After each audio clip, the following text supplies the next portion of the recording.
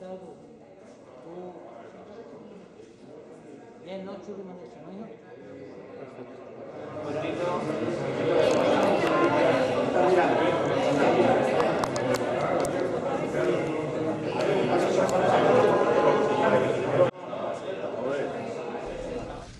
Buenas tardes, señor representante del FC Barcelona, señor presidente del Real Club Recreativo de Huelva, señor presidente de la Federación Onubense de Fútbol, señor presidente de la Federación de Peñas, señor concejal del Ayuntamiento de Huelva, amigos y amigas, hermanos recreativistas, bienvenidos al discurso de presentación de la 50ª edición del Trofeo Colombino del Real Club Recreativo de Huelva.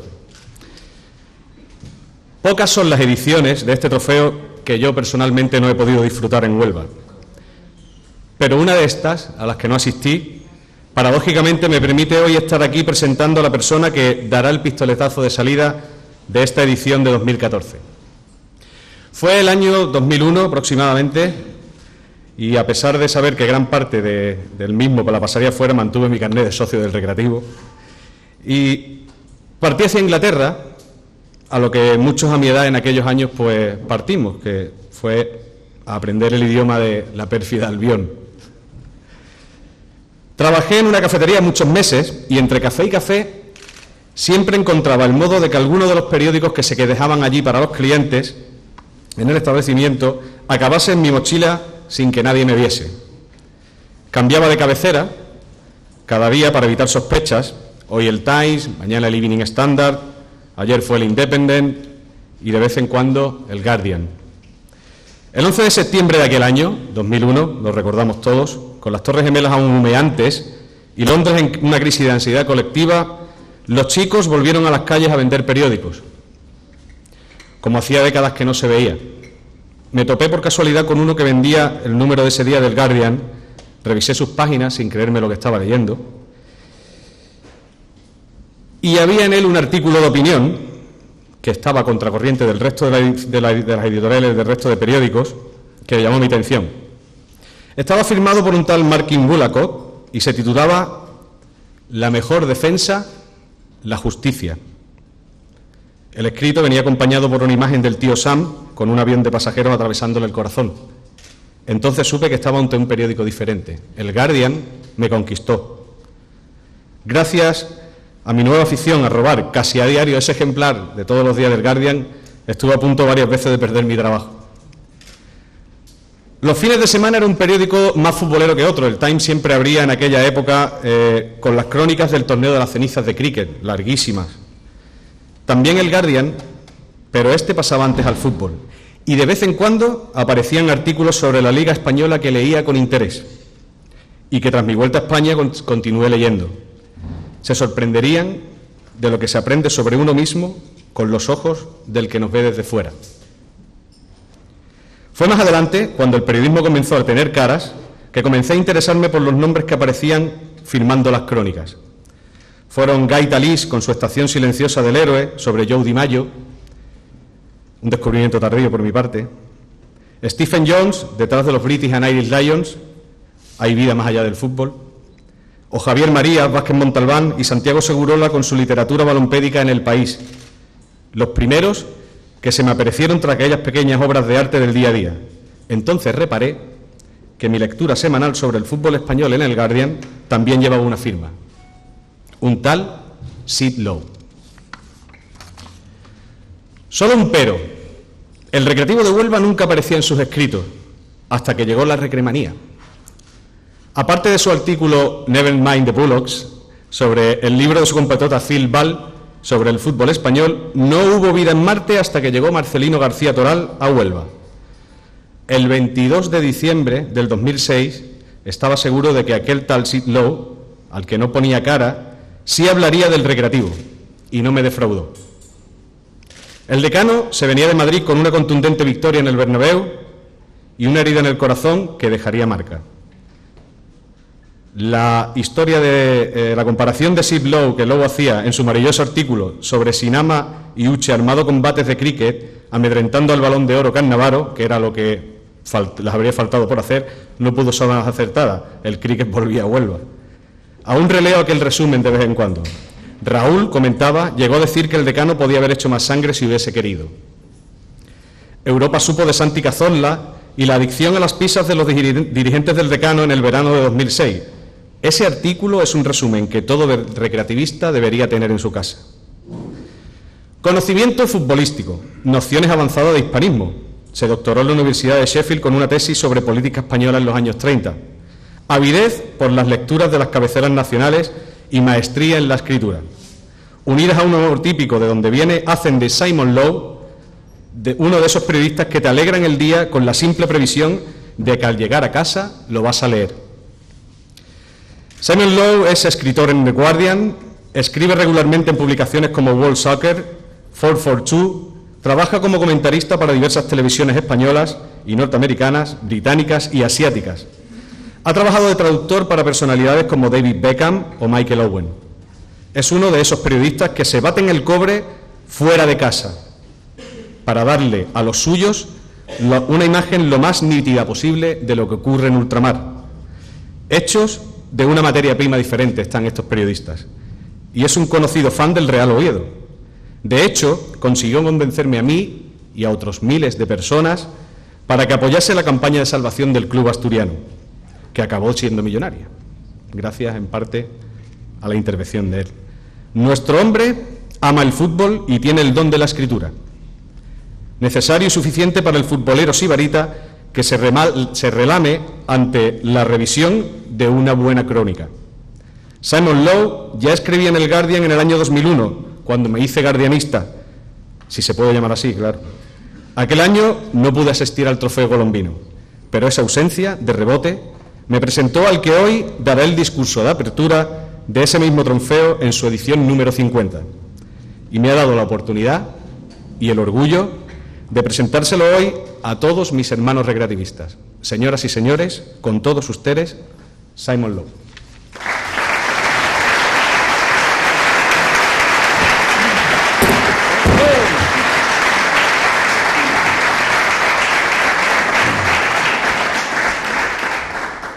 Una pequeña decepción me lleva porque dijiste que entre café y café. ¿Y el té? ¿El té no te pegó? Bueno, autoridades, presidente, amigos, yo vengo aquí a contar algunas historias y, como cualquier buena historia, esto empieza en el pub. El fútbol nació oficialmente en los Freemasons Arms de Londres, cerca de Covent Garden, en el año 1866. Evidentemente ya se jugaba al fútbol en Inglaterra, empezando con el Sheffield FC, pero fue aquella noche, en aquel pub, entre pinta y pinta, que se fundó la Football Association de Inglaterra. El Sheffield tenía ahí a 4 representantes y ellos ya habían codificado un poco el fútbol para diferenciarlo del rugby. Evidentemente la diferencia más importante siendo lo de las manos, aunque hay algunos futbolistas que todavía no lo han captado. Estas normas sirvieron como base para que en the Freemasons Arms se acordara y se escribiera el reglamento de fútbol, el famoso Rules and Regulations of the Game. Desde aquel pub, el fútbol se apoderó un poco del mundo y de España. El padre de los hermanos Padrós catalanes y residentes en Madrid trajo aquellos Rules of the Game para Madrid. Y estos 2 hermanos fundaron al Real Madrid. En los primeros partidos del Real Madrid, evidentemente, jugaban muchos ingleses. De hecho, cuando el Madrid se enfrentó al Barcelona por primera vez en toda su historia, uno de los que marcaron los goles era Arthur Johnson. Y son muchos los nombres ingleses que se ven en la historia de aquel tiempo. Según Julián Palacios, que para muchos fue el primer presidente del Madrid, aunque no oficialmente, Johnson era el único que sabe lo que hace. Un señor que toma el fútbol muy, pero muy en serio. Tanto que se casó el sábado y el domingo por la mañana vino aquí a jugar un partido con nosotros. No solo jugó, Johnson también intentó que la gente aprendiese un poco a jugar al fútbol. Pero leyendo un poco sus lecciones, uno se da cuenta que lo más importante para él era que no se perdiese el tiempo, más allá de cuestiones tácticas, futbolísticas. En el diario madrileño Heraldo de Sport, él dio una lista de instrucciones. La más importante, los jugadores deberían de emplear más agilidad en volver la pelota al campo cuando sale de las líneas del mismo campo. Si se hiciera esto, bastaría con 1 hora o 1 hora y media para jugar un partido, y no las 2 o 3 horas que se emplean principalmente ahora mismo en fumar y en conversar entre nosotros. El artículo abrió con una advertencia. Es muy importante, dijo, que tomamos que tomemos muy en serio lo que dice el señor Johnson, porque él sabe, él ha estado en Inglaterra, él ha jugado con los mejores clubes, y eso da una idea un poco de la deferencia que tenían los españoles de los británicos que venían a España a jugar al fútbol. Los veían como pioneros, expertos, gente que había que seguir. Y la influencia británica, evidentemente, se extendía por todo el país y por todo el mundo. La familia Whitty fue una de las familias que ayudó a fundar al Barcelona. La equipación del Athletic Club de Bilbao, todo el mundo sabe, empieza con el Blackburn Rovers y luego con el Southampton. La influencia se nota incluso en los nombres, el Sporting, el Racing, incluso el Sevilla Fútbol Club, que tiene ganas de ser el primero, pero no lo es. También se ve en el nombre del deporte en sí, el fútbol, o sea que balón, pie. Y también se ve en el lenguaje del fútbol, el corner, el referee, el offside, el mister. Lo que pasa es que, claro, con el paso del tiempo las cosas van cambiando, pero antes de todo esto hay el Recreativo de Huelva. Y aquí empieza, aquí en este mismo edificio. Sin el Recreativo me parece que es imposible imaginar qué habría sido del fútbol en España. Sin el Recre, seamos sinceros, es difícil imaginar qué habría sido de nosotros. ¿Qué tendríamos sin el fútbol? ¿Qué tendríamos sin el Recre? Y en el principio había un escocés, William Alexander Mackay. Mackay llega, como igual sabéis todos, a Huelva con 23 años y se aloja aquí mismo, en la Casa Colón. Este sitio es sagrado, es el raíz del fútbol español, y yo la verdad que viniéndome aquí me siento como un futbolista en Wembley, ante la final de Copa. Esto es algo, casi diría yo, como que demasiado grande. Mackay, que es médico en las minas de Río Tinto, donde empiezan a llegar los británicos a partir del año 1873, trabajaba ahí con todo el staff de las minas y quería que jugaran al fútbol. ¿Por qué? No solo para que disfrutaran, sino que también para que estuviesen con buena salud, para que pudiesen juntarse con todos. Y aquí mismo, en el año 1889, fundó al Recreativo de Huelva. Eso fue la segunda reunión aquí en esa casa.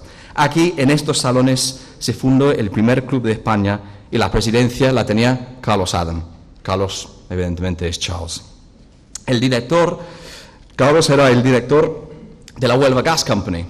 No está mal esto, porque por lo menos la Huelva Gas Company tenía un terreno de juego donde se podía jugar. Y eso fue lo más importante. Había nacido el pionero, el decano, la luz, la guía del fútbol español. Cuando se habla de la alineación más importante del fútbol español, hablamos siempre, evidentemente, de Casillas, Ramos, Piqué, Pujol, Capdevila, Busquets, Alonso, Iniesta, Xavi, Pedro, Villa. Si no fuera por lesión, estaría también un futbolista de Recreativo, Santi Cazorla.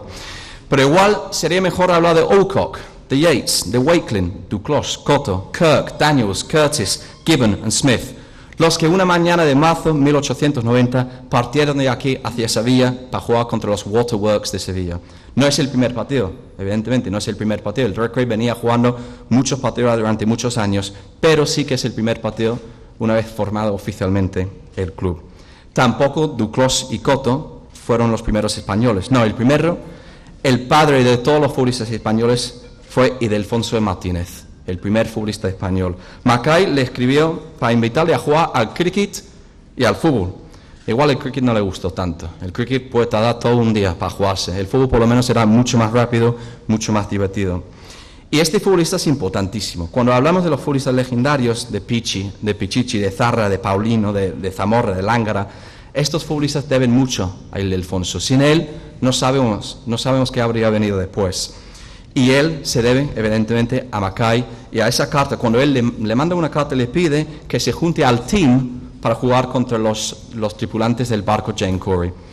Y es algo muy importante, porque es una demostración que Mackay no quiso que el fútbol fuera una cosa solo de los británicos aquí, en Huelva, sino que quiso que lo jugaran todos, que el fútbol era para todos. Y me parece que es algo en que hay que insistir, porque eso para mí es un evento de Recre, pero es un evento también universal, del fútbol español en general. El fútbol lo trajeron los británicos, pero quiero pensar que ya no nos sentimos dueños del fútbol, aunque evidentemente hay algunos que sí, que creen que nosotros seguimos siendo el ombligo del mundo. También hay que insistir mucho en la importancia del Recre en todo eso. Y empiezo aquí diciendo que eso para mí es, ya lo dije, eso para mí es como estar en Wembley, es un honor demasiado grande. Cuando me llamó el presidente me dijo que lo importante era un poco resaltar estas raíces británicas, pero estas raíces terminan siendo universales, terminan siendo algo más allá de lo puramente británico. y también de lo puramente propiamente del Recreativo de Huelva. A mí me parece maravilloso que el club quiera recordar sus raíces, que en este caso son británicos. Veo también una reivindicación, no solo del rugby en sí, sino del fútbol en general. Veo una reivindicación de la memoria histórica, de la celebración de la emoción, del simbolismo, de la tradición, de la historia. Una celebración de lo que nos dio ese deporte y lo que nos sigue dando ese deporte. Veo un intento de recordar quiénes somos y de dónde venimos, lo que representamos y lo que somos. Veo como un recuerdo que yo creo sinceramente que es cada vez más necesario, de que hay fútbol más allá de los dos grandes, hay fútbol más allá de los grandes equipos en el mundo, que hay muchos clubes en toda España. No nos olvidemos a estos clubes. También lo veo como una especie de reclamo, ¿no? En un mundo en que los medios se preocupan cada vez más por cada vez menos equipos. Veo la necesidad de la inmediatez, pero que paremos un poco, que vemos de dónde venimos, que vemos lo que somos, que vemos que aquí hay pasión y compromiso y unión y sentimiento en muchos clubes en España. Y que no nos olvidemos de lo sustancial, de la esencia del fútbol. Yo creo que eso también, y me alegro mucho que el Recreativo también está pensando así, que el Recreativo está intentando investigar su historia, entender su historia y proyectar su historia, porque yo creo que eso va más allá de ser el decano. Creo que también es una cuestión de saber qué es ser el decano, qué conlleva, qué responsabilidad es, qué identidad nos da. El Recre es orgulloso de lo que ha sido, de lo que es, y creo que igualmente importante lo que será en el futuro. Que siga defendiendo su pasado, que lo investigue, que lo celebre, me parece un acto de cierta universalidad. Me parece casi una cuestión ética. No solo son 125 años del Recre, son 125 años de fútbol en España y es una celebración para todos. Esa mentalidad creo que se ve sobre todo en la promoción del Club de los Pioneros, con el Sheffield FC en Inglaterra y con otros clubes también en Inglaterra, en Gran Bretaña y también en Italia, en Alemania, etc. Cada día, yo vivía al lado del campo de Sheffield FC, cada día pasaba por ahí. El Sheffield FC no es el equipo más grande de Inglaterra, no es ni el equipo más grande de Sheffield. Está justo al otro lado de la carretera del Sheffield Wednesday, mucho más grande, con más historia reciente. Pero es un club orgulloso y es un orgullo que también comparte el Recreativo de Huelva. Y en ese sentido también me parece muy importante y de agradecer muchísimo que esté aquí el Barcelona. Un club que tiene una carga de identificación muy especial, que tiene una memoria histórica muy aguda, que es muy consciente de lo que es, de lo que representa y de lo que quiere ser. Y yo creo que su presencia también ayuda a potenciar al Recreativo y al fútbol español en general. Claro, no hay mejor manera de celebrar todo eso que con el trofeo colombino. Que haya sobrevivido este trofeo, estos 50 años, ya por sí es elocuente desde mi punto de vista. Habla de una importancia, habla del respeto que tiene el fútbol español hacia el Recreativo de Huelva y habla de ese orgullo que hay en ser el decano y intentar, a través de ser el decano, pues proyectar cierta imagen y ciertos valores. Ahora mismo el marketing parece que manda. Todos los veranos los equipos van por todo el mundo, pero todo el mundo también viene aquí, al colombino. Han estado aquí el Sao Paulo, el Feyenoord, el Nottingham Forest, hasta equipos internacionales.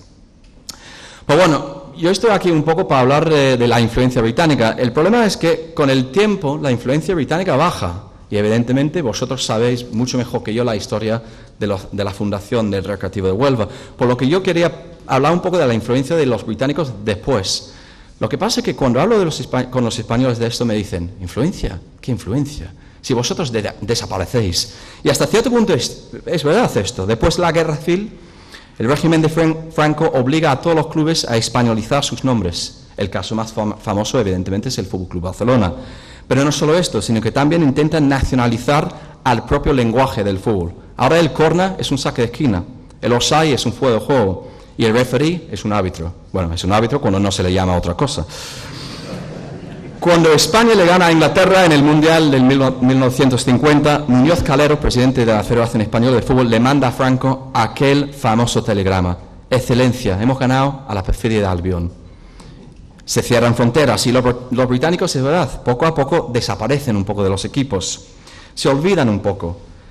Es más, como antes decía, dicen que los británicos ya no influyen, que ya no tienen mucho impacto en el fútbol español. Y cuando finalmente se reabren las fronteras, más allá de los oriundos que de españoles tienen bastante poco.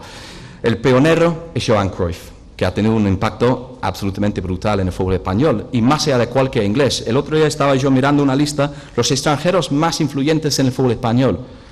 10, 15, 20, 25, 30... No encontré ningún inglés. Estuve mucho tiempo buscando, no encontré ninguno. Así que los británicos, ¿qué hacían? Bueno, vamos a ver qué hacían algunos británicos. Hace 25 años, los jugadores del Sporting de Gijón salieron ganadores de la lotería de Navidad. Según cuentan, y me lo cuentan, entre todos compartieron un premio de casi $500,000 de euros. Bueno, entre todos no, porque había uno que no quiso.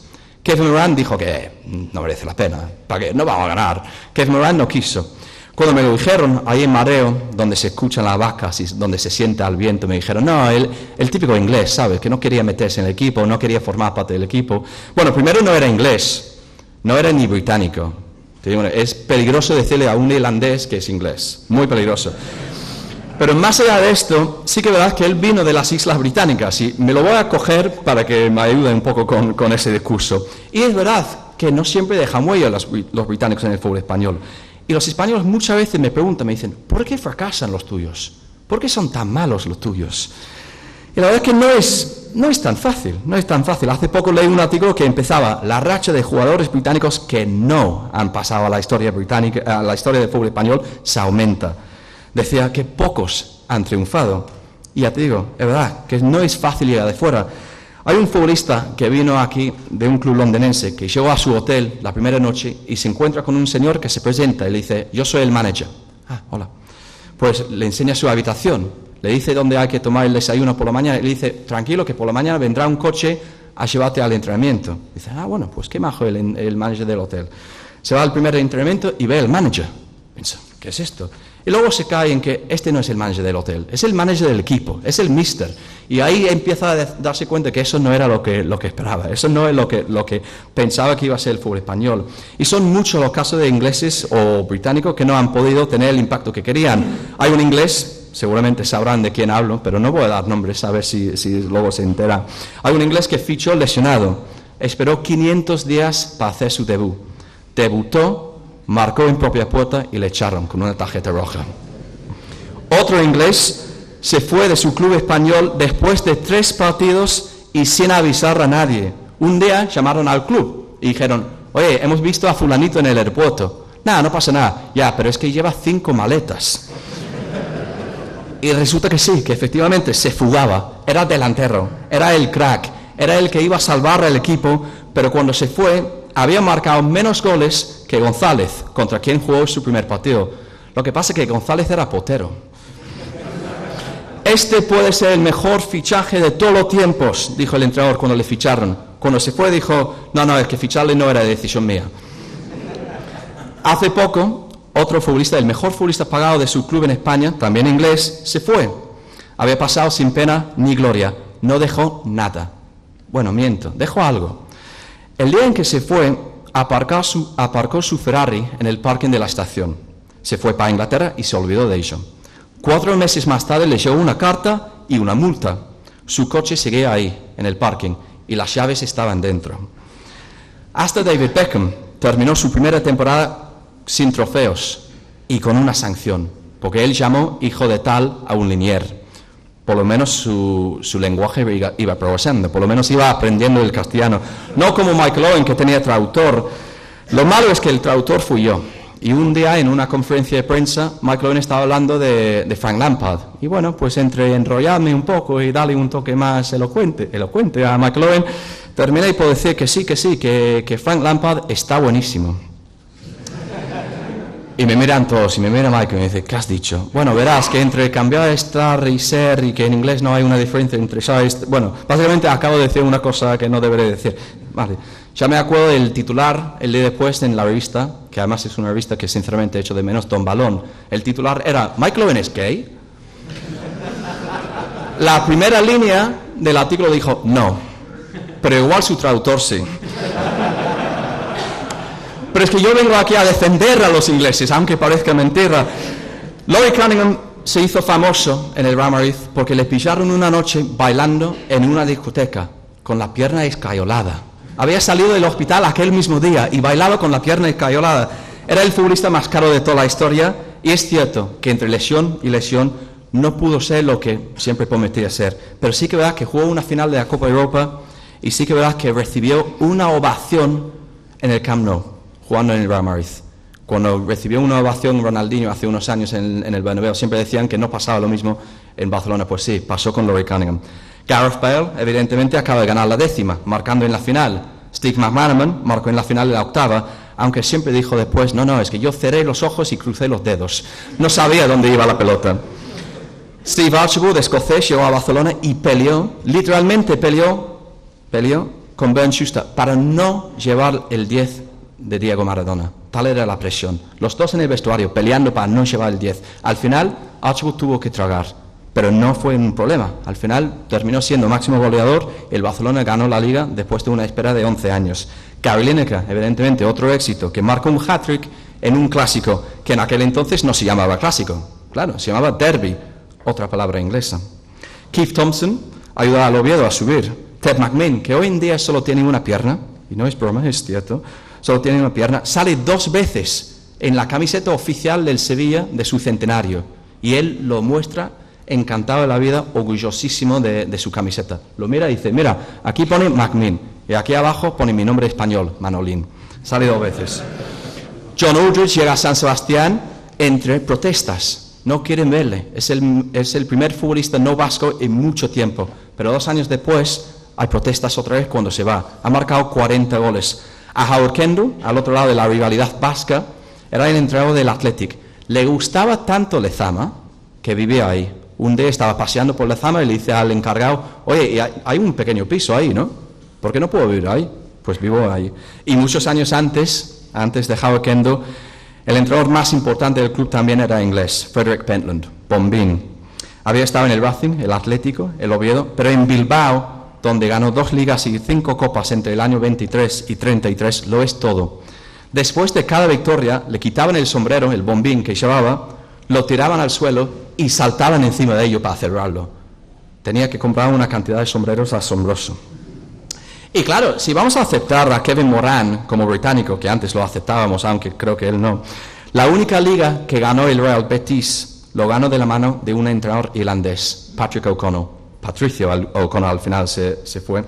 O'Connell, que había sido jugador del Manchester United, llevó al Betis al título en el año 35. Antes de ese luego al Barcelona.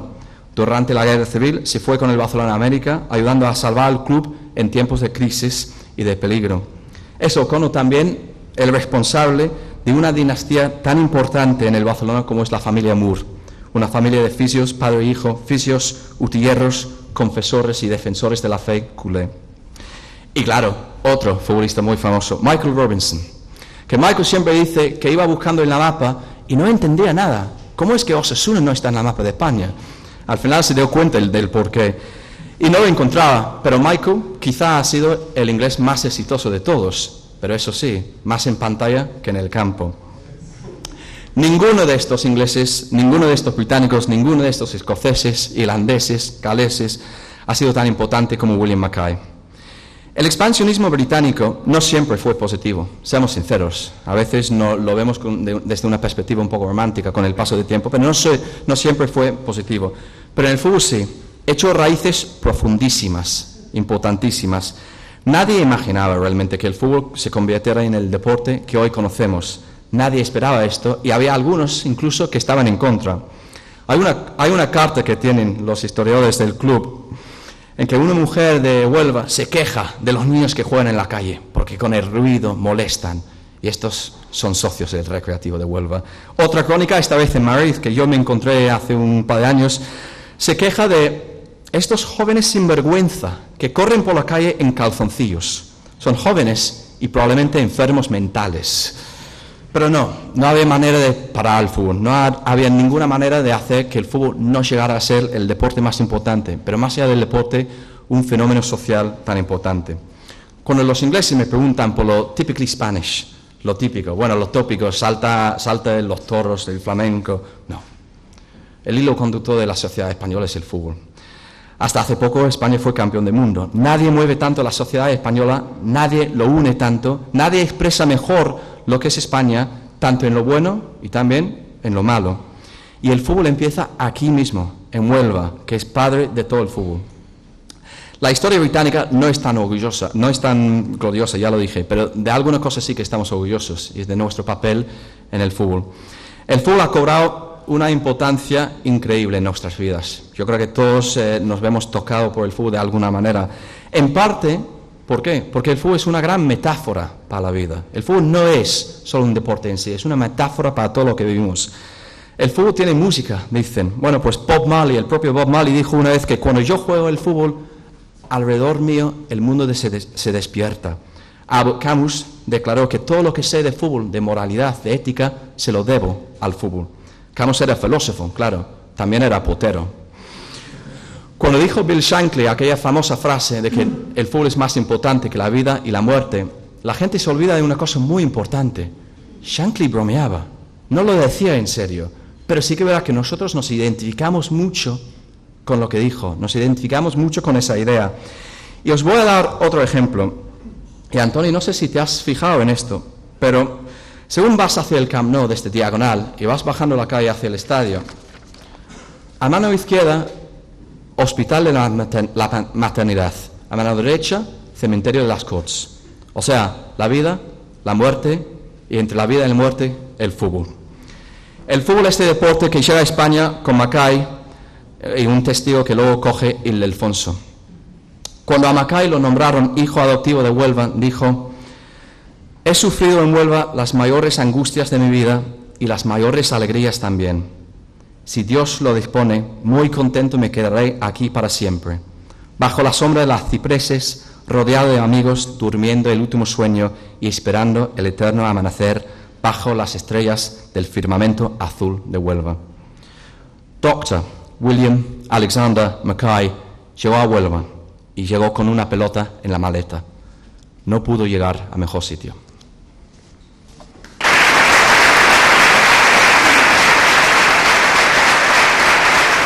Para los que somos amantes del fútbol inglés, una delicia. Enhorabuena. Bueno, ahora pasamos, como siempre en estos actos, primero darle la enhorabuena al pregonero, por supuesto, y los distintos asistentes le darán una entrega de un obsequio a Simon Lowe como recordatorio de este momento tan especial para nuestro club y seguro que también por lo que hemos estado viendo hoy también para él. En primer lugar, presidente de la Federación Onubense de Fútbol, José Antonio Fernández, hace entrega de un obsequio para Simon Lowe.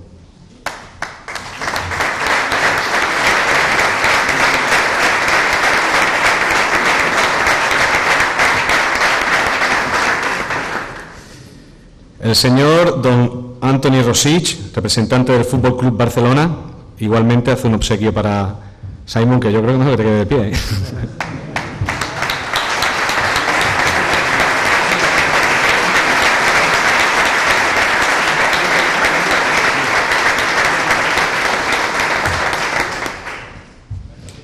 El señor presidente del decano del fútbol español, el Real Club Recreativo de Huelva, Pablo Comas Mata, hace entrega de un obsequio a Simon, que se vuelve a sentar.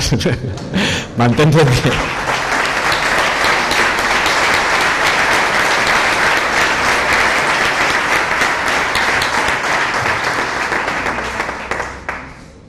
Y Saúl Fernández, concejal de Economía del excelentísimo Ayuntamiento de Huelva, a su vez, hace también un obsequio a nuestro pregonero de este año.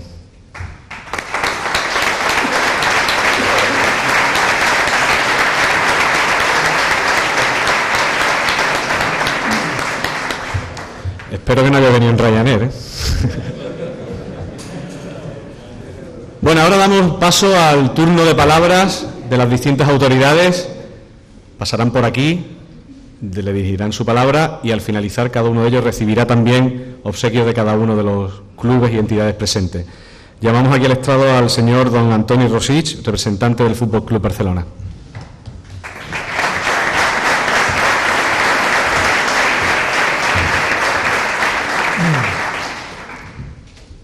Autoridades, presidente, amigo Pablo, Simon, felicidades por tu speech, muy interesante.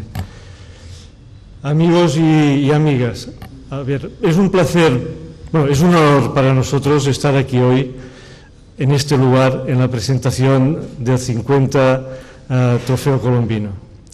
Y es un placer para nosotros visitar de nuevo esta maravillosa tierra con una larga tradición, larguísima tradición futbolística. Más larga que la nuestra, que es bastante larga también.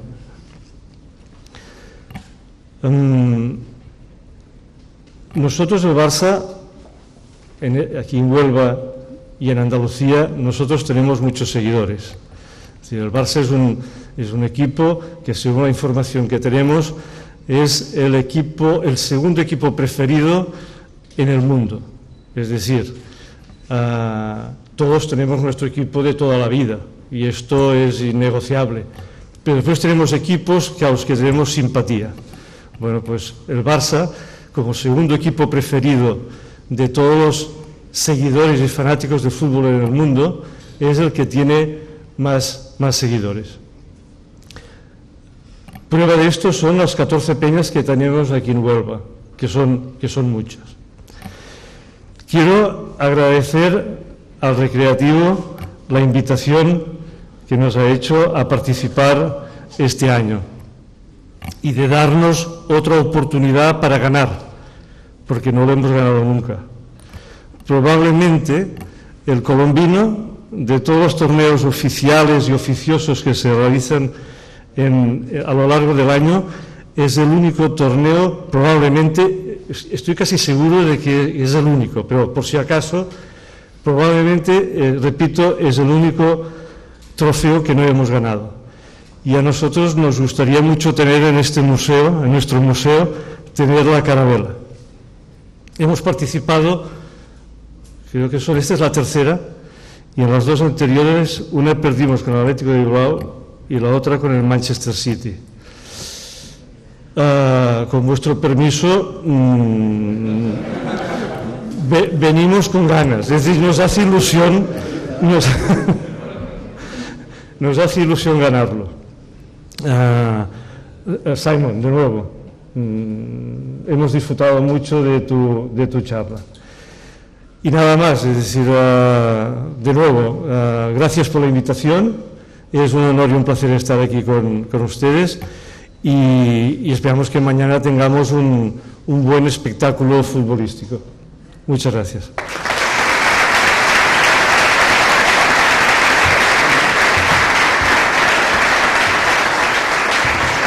Señor Rosic, le pediría que se mantuviese en pie porque va a recibir ahora obsequios primero de la Federación Onubense de Fútbol, de parte de su presidente. También el Real Club Recreativo de Huelva le entrega un obsequio al Fútbol Club Barcelona.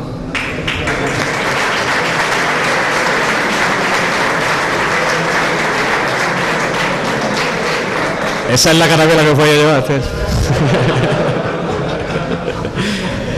Y el excelentísimo Ayuntamiento de Huelva también hace entrega de un obsequio al Fútbol Club Barcelona.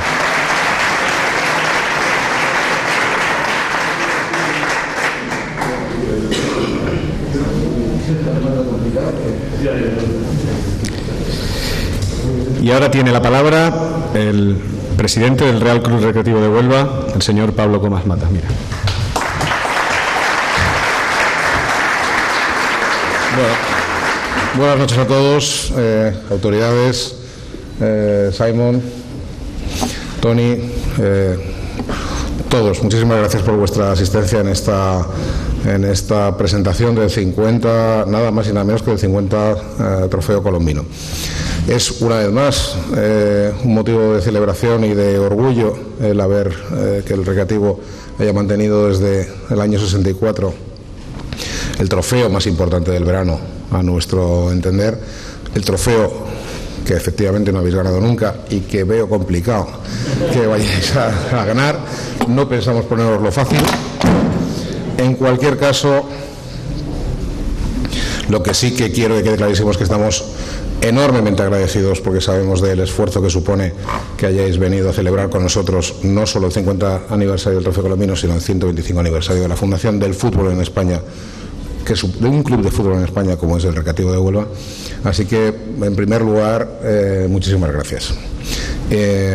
Esto, insisto, no es óbice para que os lo pongamos lo más complicado que podamos. Precioso el trofeo y seguro que quedará, si no es este año, será otro. Simon, decirte que me ha encantado, como no puede ser de otra forma, tu speech, nunca mejor dicho, por utilizar otra palabra inglesa habitual, as usual. Me ha encantado, era un poco lo que hablamos, ¿no? Un poco saber de la influencia inglesa, que tanta influencia, desde luego en Huelva es seguramente el paradigma de la influencia inglesa, no solamente en el comportamiento social que supone el deporte, en particular el fútbol, sino también en la economía y en la arquitectura también de nuestra provincia. Así que agradecértelo muchísimo, nos ha encantado. Y en general, desde luego, agradeceros a todos los que seguís haciendo posible que este torneo ya viejecito y renqueante, con lo mucho que ha cambiado el fútbol en estos 50 años, pues siga vivo. Esperemos que siga vivo al menos otros 50 más y que el Recre, por supuesto, no solamente cumpla 125, sino 250. No nos vamos a ver para aquel entonces, pero que lo importante es eso, que mantengamos nuestras cosas vivas. Así que, sin más, esperar que mañana sea un día precioso de fútbol, que todo vaya muy bien, que no haya ningún lesionado, que presentemos a todos. Para empezar, no solamente a nuestro nuevo entrenador José Luis Oltra, al cual agradezco también enormemente su presencia, sino también al nuevo entrenador del Barcelona y a sus nuevos fichajes, y esperemos eso, que disfrutemos todos de un bonito día de fútbol. Muchas gracias a todos.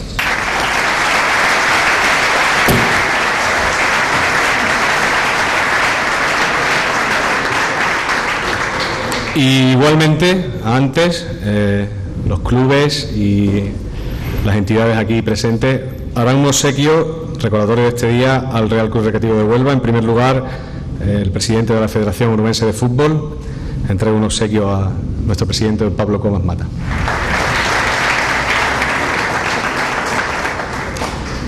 Antoni Rosich, del Fútbol Club Barcelona, igualmente entrega un obsequio conmemorativo de la participación en el 50 aniversario.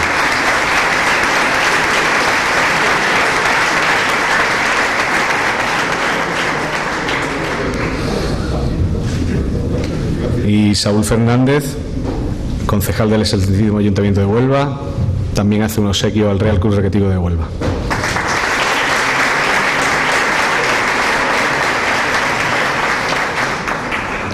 Ahora tiene la palabra el señor José Antonio Fernández, de la Federación Onubense de Fútbol.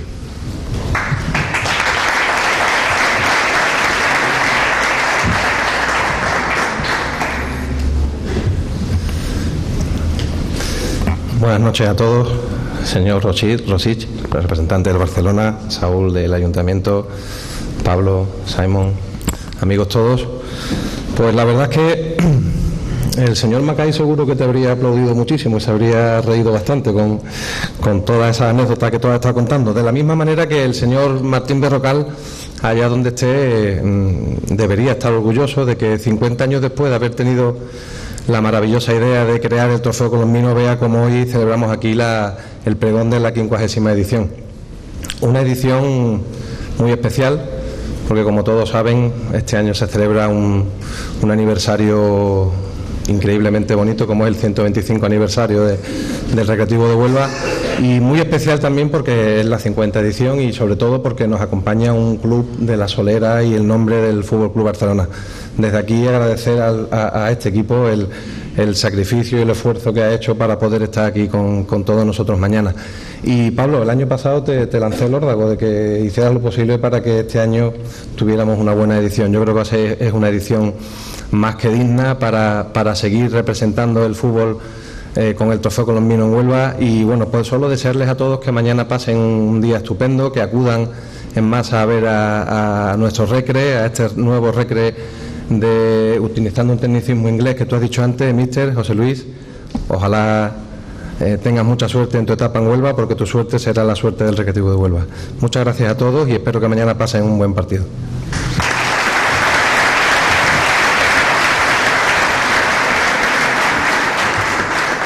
José Antonio Fernández recibe un obsequio de parte del Real Club Recreativo de Huelva, lo entrega el presidente en conmemoración de este 50 aniversario del trofeo colombino. Y a continuación le damos la palabra a Saúl Fernández, concejal de Economía del excelentísimo Ayuntamiento de Huelva. No se quiere quedar quieto. Buenas noches a todos. Señor delegado provincial de la Real Federación Andaluza de Fútbol, señor presidente del Real Club Recreativo de Huelva, señor secretario general del Fútbol Club Barcelona, señor pregonero, autoridades, aficionados, señoras y señores. En primer lugar, disculpar la ausencia del alcalde, ya que no ha podido venir porque está recogiendo en Bruselas la bandera para celebrar en Huelva en el año 2016 los Juegos Europeos de Policías y Bomberos. Va a reforzar mucho más la presencia de Huelva en el deporte y se va a nombrar a la ciudad de Huelva en el deporte en toda Europa. Comienzo mis palabras dando la enhorabuena al pregonero por tan brillante, ingeniosa intervención, y felicito también a quien ha pensado en él, porque es verdad que ha sabido conjugar la parte británica y el conocimiento tan importante y profundo del fútbol español que ha puesto de manifiesto en sus palabras, ¿no? Repito, enhorabuena por las mismas. Como se ha mencionado anteriormente, y no quiero repetirme mucho, en el Reino Unido se crea este deporte universal.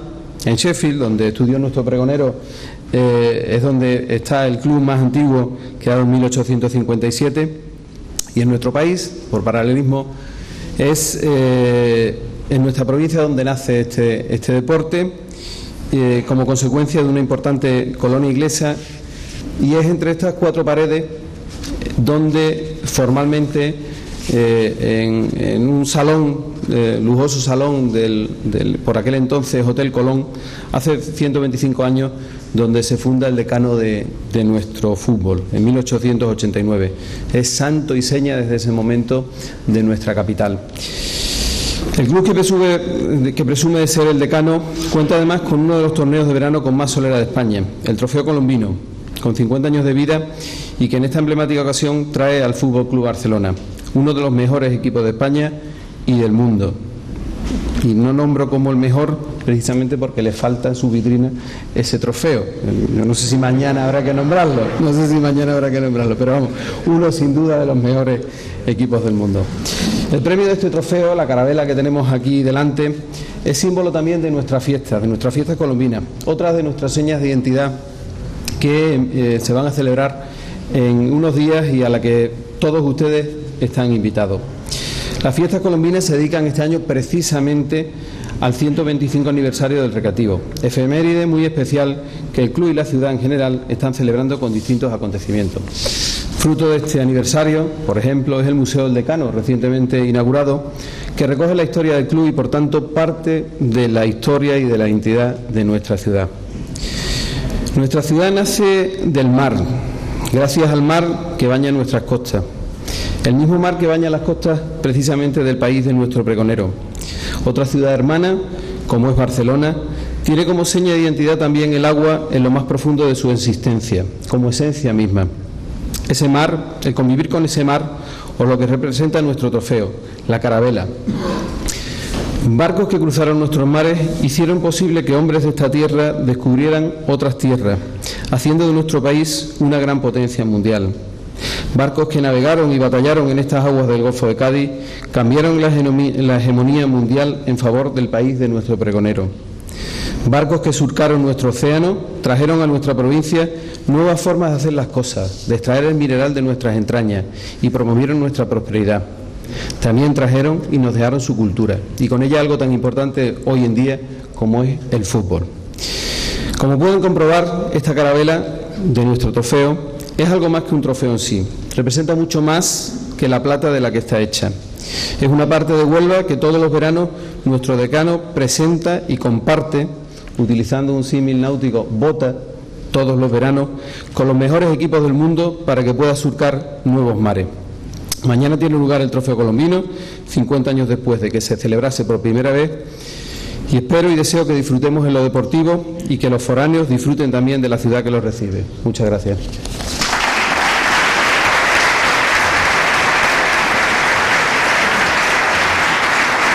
Muchas gracias, señor Fernández.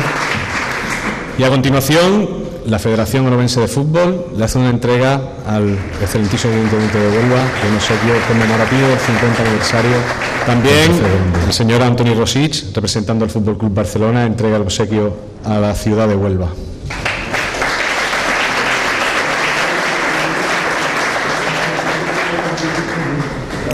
Y por supuesto, el decano del fútbol español entrega un obsequio al Ayuntamiento de Huelva.